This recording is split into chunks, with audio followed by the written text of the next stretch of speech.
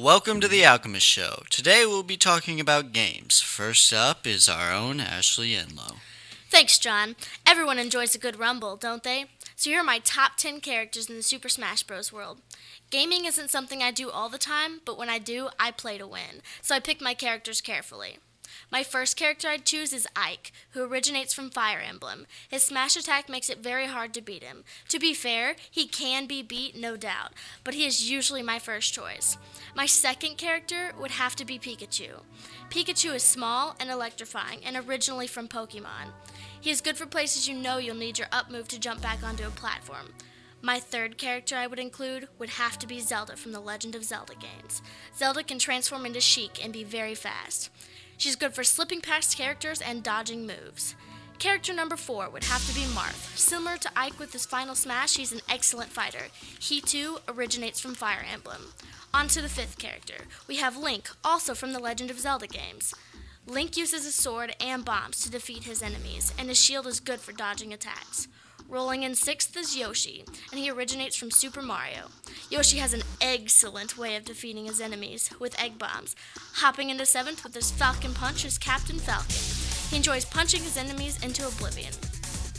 Landing into eighth is Samus, and Zero Suit Samus. She uses her gun to defeat her enemies, and when her suit breaks open, she's a nightmare for those who are slow. Skidding to a halt at number 9 is Peach, also from Super Mario.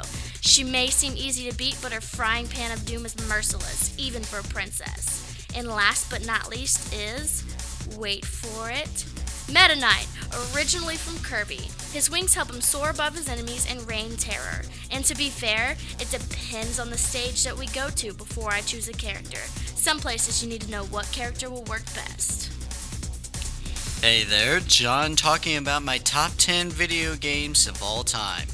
I myself have a wide love of video games, which made this hard to just pick 10.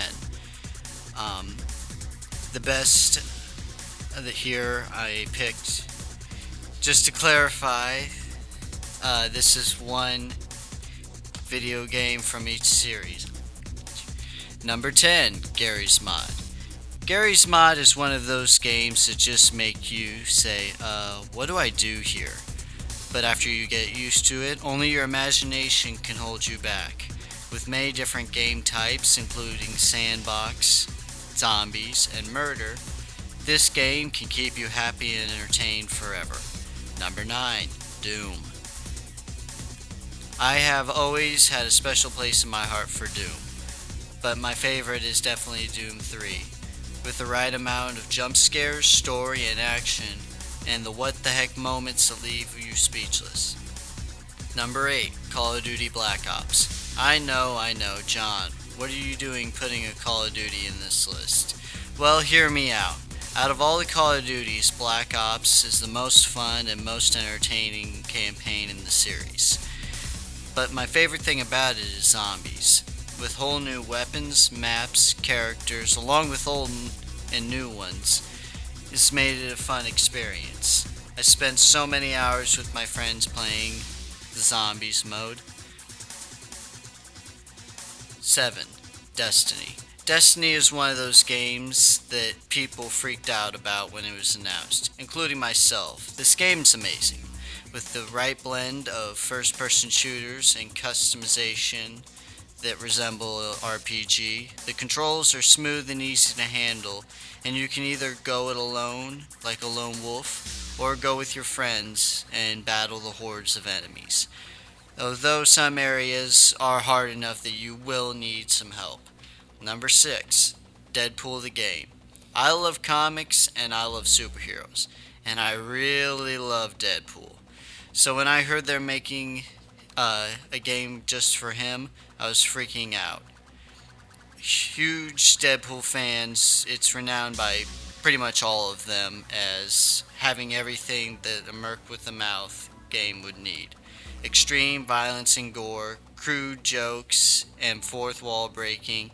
Just an obscene amount of goofball stuff Deadpool is known for.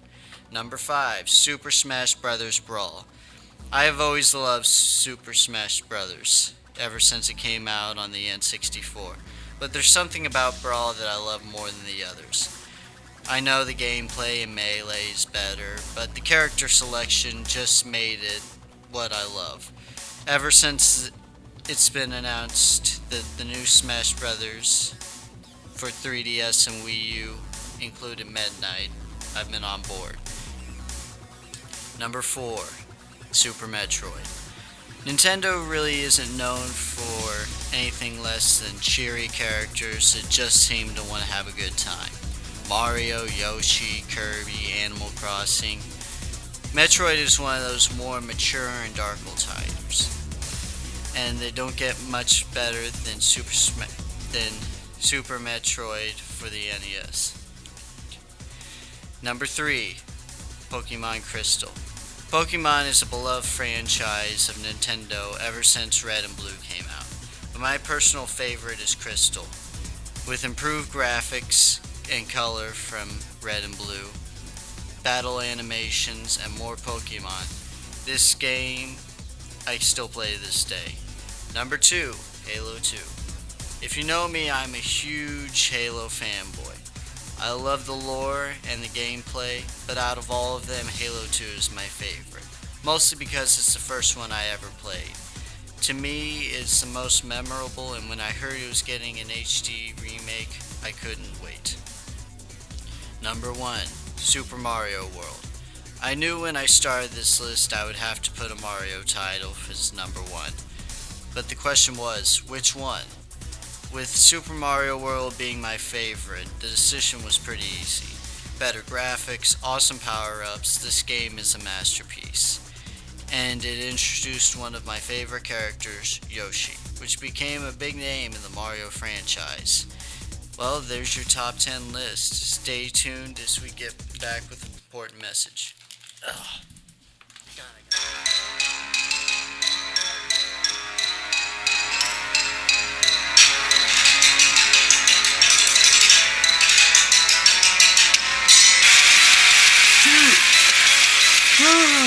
What? No, you shouldn't listen to your music that loud. It could kill your hearing. What? Yeah, dude. You didn't know that? No one ever told me. Yeah. You could basically blow out your eardrums, and when you're like 30, you won't be able to hear. But I want to hear. But you shouldn't listen to your music that loud. I'm sorry. You should be sorry. Can I still listen to it, though? Yeah, just don't listen to it as loud. How loud does it have to be to damage my hearing? I think you'll know. Okay. Thanks, man. Don't blow out your ears, kids, 'cause that'd be bad. Yes, it would.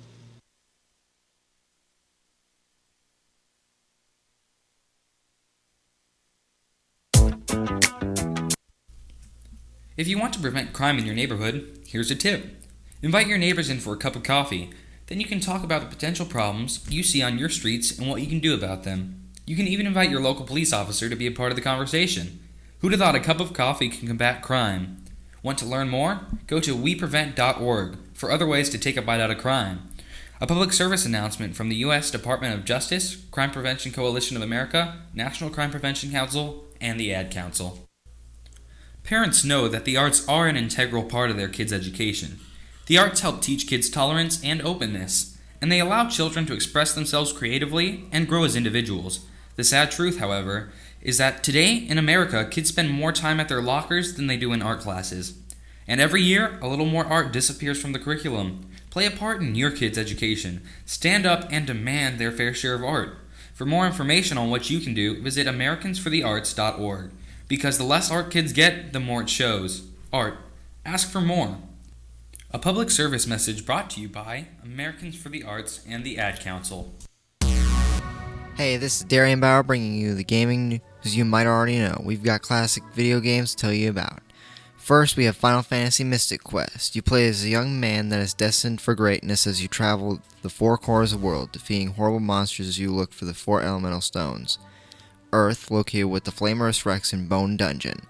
Water, located with the Ice Golem in the Frozen Pyramid. Fire, located with the Dual-Head Hydra in the Lava Dome. Wind, located with Pazuzu in his tower. Finally, you travel to the Focus Tower, or the Heart of the World, to defeat the Dark King. Upon his defeat, you set sail in Captain Mac's ship for more adventure. Next, we have Final Fantasy Dirge of Cerberus, one of my favorites. You play as Vincent Valentine, a man with a dark past that still haunts him. You travel to multiple places to fight the long-kept secret Deep Ground, a league of superhuman warriors that do not give up. At the top of this organization are the Spheats, Rosso the Crimson, Azul the Cerulean, Nero the Sable, and their leader, Vice the Immaculate. In the end, you defeat Omega, the protector of the world. Next, we have Super Mario 64. As Mario, you travel through Princess Peach's castle, jumping into pictures and smashing mushrooms. You have to face Bowser 3 times, one for each key to the next level of the castle, then once more to free Princess Peach from her glass prison. Now on to the popular games. Star Fox 64, where you play a young boy named Fox McCloud, and you must undergo your father's failed mission to protect millions of lives from Andros, a binary madman bent on ruling your home system. Lastly, we have Zelda, Ocarina of Time. You play as Link as you travel to defeat the King of Thieves, Ganondorf. Upon defeating the evil king, you are trapped outside of time and sleep for 7 long years. You awaken to find that Ganondorf survived and has the Triforce, but not all of it. Now to Matt. Hi, Matthew Skaggs here, and today I'm going to talk about the most recent line of sports games that have come out or either are coming out. The first one I'm going to talk about is NBA 2K15. NBA 2K15 has many great new features, from being able to scan your face into the game, which honestly, who wouldn't want their face to be in a video game? And this comes great when you're playing a game mode called My Player, which allows you to interact with many of the NBA greats in NBA 2K15. They also have stepped up their graphics to go along with the great graphics of the next-gen consoles of PS4 and Xbox One. It comes out October 7th to stores. Next we have Madden NFL 15, which is a game I own personally. One of the biggest differences in Madden is the physics engine that they put into the game to allow for more realistic gaming, and in sports games, that is one of the main features everybody wants. Also, they have enhanced all their game modes, and overall, it's just a better gaming experience than last year's 25th anniversary game of Madden NFL 25. This Madden is out in stores. Another great game is FIFA 15, which is a soccer game. As with all sports games, they enhance their graphics, and it is always a popular game around the world, which makes the online gaming experience enjoyable. Another big thing they did this year is all of the goalie movements have been enhanced to make it harder to score and to make it more realistic with regards to their movement. Overall, it's just a great game. It is also in stores now. And finally, the last game I'm going to talk about is NHL 15. This is honestly the only game on this list I have never played in previous years. This is definitely one I'll be looking at buying, because it has one of the greatest graphics and gaming experience I've seen. It also being created by the same group as Madden and FIFA. The hits and collisions are as real as they get. Overall, I believe sports games are going in a great direction, and that is going to be awesome to see what they come up with here in years to come. And we'll be right back. Parents know that the arts are an integral part of their kids' education. The arts help teach kids tolerance and openness, and they allow children to express themselves creatively and grow as individuals. The sad truth, however, is that today in America, kids spend more time at their lockers than they do in art classes. And every year, a little more art disappears from the curriculum. Play a part in your kids' education. Stand up and demand their fair share of art. For more information on what you can do, visit americansforthearts.org. Because the less art kids get, the more it shows. Art. Ask for more. A public service message brought to you by Americans for the Arts and the Ad Council. If you want to prevent crime in your neighborhood, here's a tip. Invite your neighbors in for a cup of coffee. Then you can talk about the potential problems you see on your streets and what you can do about them. You can even invite your local police officer to be a part of the conversation. Who'd have thought a cup of coffee can combat crime? Want to learn more? Go to weprevent.org for other ways to take a bite out of crime. A public service announcement from the U.S. Department of Justice, Crime Prevention Coalition of America, National Crime Prevention Council, and the Ad Council. Hello, I am Brianna Lucas, and I am here on the Alchemist show to talk about Capcom games. First off, let's start with some of the older Capcom games. The first ones I will tell you about is Street Fighter and Street Fighter 2. The first Street Fighter was released in August of 1987, and it was a prelude to the Fighting Revolution.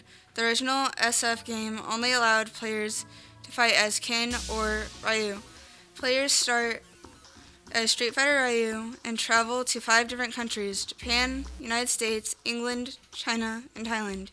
Each country acts as a stage for one-on-one battles. Players have to defeat 2 enemies in each stage to move on to the special bonus round, and then to the next region.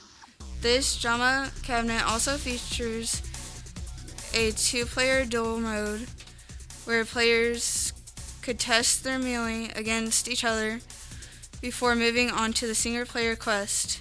The second player is automatically rival fighter Ken. Next, Street Fighter 2 was then released in March of 1991. Street Fighter 2 not only kickstarted a genre which flooded the early 90s with copycat clones, but it also established many general gameplay standards. They persist even to this day. 2-in-1 combos, quarter circle forward, and charge motions are still the foundation of many of today's fighting games. With a simple premise and substantial deep design, Street Fighter II established itself as a cultural icon for the youth of this time and easily deserves a top spot on any best list. Next, I will tell you about Mega Man 1. Mega Man was released in 1987 as an action game. Players got to play as Mega Man as he battles the evil Dr. Wily and his robotic henchmen to restore peace to a troubled world. It's up to Mega Man to put a stop to the nefarious plot by traveling to a series of stages, rifling with enemies, traps, and religious platform challenges. At the end of each stage, conquer one of the robot masters and claim his weapon as your own, using it to your advantage in subsequent fights. Next, we have Darkstalkers, that was released in June 6, 1996. Darkstalkers is a fighting game where you can choose from 10 horror-themed characters, including Bigfoot, a vampire, and a werewolf. Every character has unique combinations and super moves, but be warned, as the arena can have positive and negative effects on the fighters. Over 15,000 frames of awesome hand-drawn animation bring the action to life. Also, after beating the computer-controlled contenders, challenge your friends in the versus mode. If they fear you will beat them with your superior skills, feel free to handicap the match. Darkstalkers, the Night Warriors, will challenge you. Your skills as you fight to become the ruler of the night. Next, we have my favorite game series of all time from Capcom, Devil May Cry. The first Devil May Cry was released in 2001. All the Devil May Cry games are completion games and are about Dante, the world's toughest demon slayer, fighting demons and protecting humankind. In the new Devil May Cry, which was released in 2013, Dante finds out that he is the offspring of a demon and an angel. And he also has a brother named Virgil, who takes him back to their childhood home, where Dante finds out what happens to his mom and dad, and vows to get revenge on the demons who killed his mom and enslaved his dad. Thanks, Brianna. Well, folks, that's all we have for you this week. Thanks for tuning in to The Alchemist Show.